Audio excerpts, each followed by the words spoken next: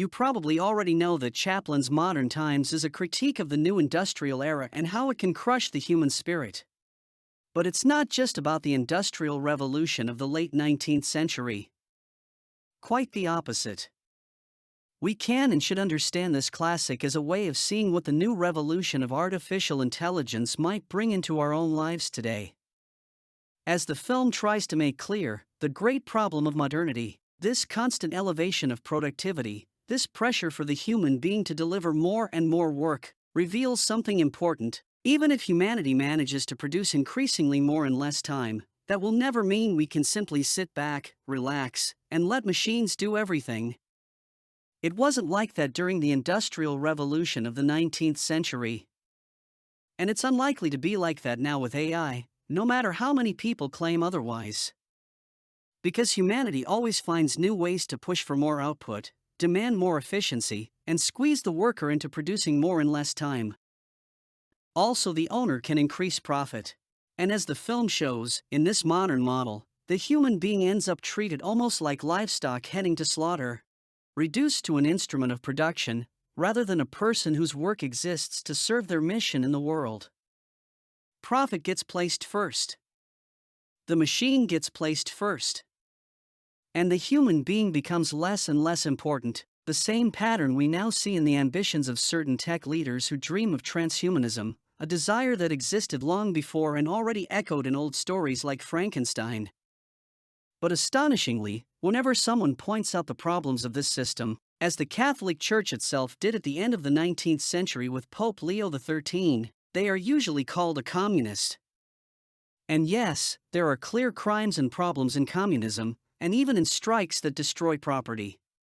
But what the film tries to show is that behind the idea that people were stealing, and again, wrong is always wrong, and they were wrong, and there is never a justification for that, behind all of this, there was a human being who was also suffering, who was not being compensated justly, who was going hungry. In other words, this modern model of production generates money, generates income, produces wealth, but it also produces a very strong, very deep inequality. It's a problem right in front of our eyes, something we cannot simply ignore. We can remove ideological frameworks like communism from the conversation, but the problem still exists, regardless.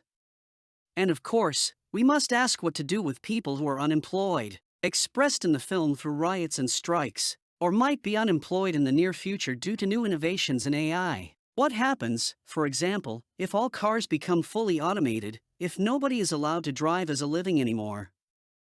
In this context, where people are pushed to the extreme by injustices in society, they can, wrongly, let themselves be carried away and commit criminal acts like stealing, destroying private property, or even hurting others.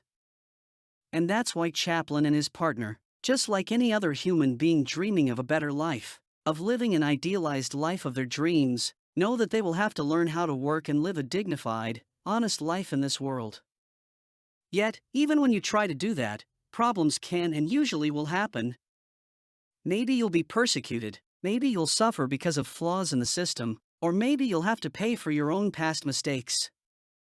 But what Chaplin wants to show us in this film is something that has always been a core theme in his work: the human spirit can, should, and will survive everything that happens to it, as long as we remain faithful to one another.